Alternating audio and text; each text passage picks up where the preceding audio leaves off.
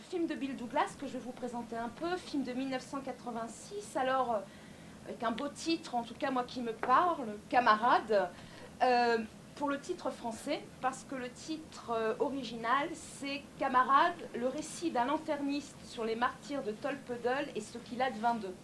C'est le titre intégral et original. Et puis je suis heureuse aussi de terminer ce cycle britannique avec un cinéaste que j'aime beaucoup. Singulier, confidentiel, sans héritier, tout en s'inscrivant, je vous l'avais présenté pour ceux qui étaient présents en octobre, je vous avais présenté un petit peu le cycle, puis ce choix qu'on avait fait d'une comédie britannique, d'un film flirtant avec le fantastique pour une veine qui est importante dans le cinéma britannique. Puis le cinéma britannique, bien sûr, c'est une fibre sociale, une veine sociale qu'à sa façon incarne Bill Douglas, mais d'une façon très singulière. Il est l'auteur d'une œuvre très courte, 4 films, et celui-là est le dernier. Il a réalisé dans les années 70, 72, 73 et 78 une trilogie autobiographique sur son enfance, adolescence et son service militaire en Égypte. 3 films qui avaient été montrés à différents moments en France. C'est un cinéaste plutôt souterrain et vraiment confidentiel. Mais cette trilogie, on l'a vue à différents moments. Je sais que je l'avais découverte en 99, qu'elle était ressortie en 2013, et c'est le même distributeur qui s'est aventuré, donc il y a 1 an et demi, à présenter ce film-ci. Œuvre courte parce qu'il a commencé tard et parce qu'il est mort jeune, quelques années après celui-ci. Alors c'est bien une histoire vraie, de vrais personnages, leurs vrais noms, les faits, du moins ce qu'on en connaît. Il y a bien eu donc des ouvriers agricoles dans le Dorset qui, dans les années 1830, avaient tenté de construire un syndicat et de réclamer à partir de là une maigre augmentation de salaire, enfin le juste droit. Et ils avaient été effectivement condamnés à la déportation, comme ça se faisait, à l'autre bout du monde.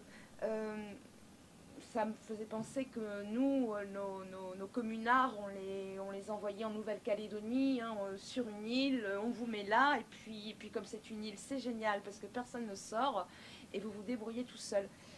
J'avais trouvé ça intéressant en découvrant le film parce qu'évidemment sur l'histoire anglaise, sur Botanic Bay, j'avais enfin, pas spécialement d'informations avant de découvrir le film. J'avais été frappée de penser à cette alliance entre prolétariat européen et à l'autre bout de la terre colonisé.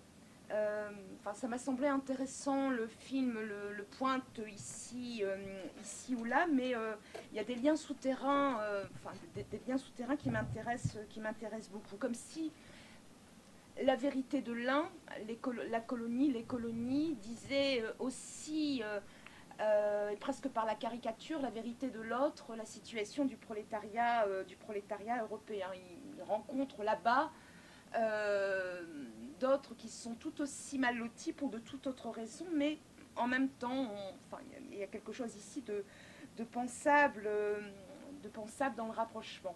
Alors, cette histoire, c'est donc à la sortie de l'écriture et de la réalisation de sa trilogie, qu'à l'occasion d'une visite dans un musée qui leur est consacré, qui est un musée local, hein, c'est un tout petit musée de rien du tout, mais en vacances peut-être à cet endroit, il découvre ce musée avec son compagnon, donc il découvre cette histoire.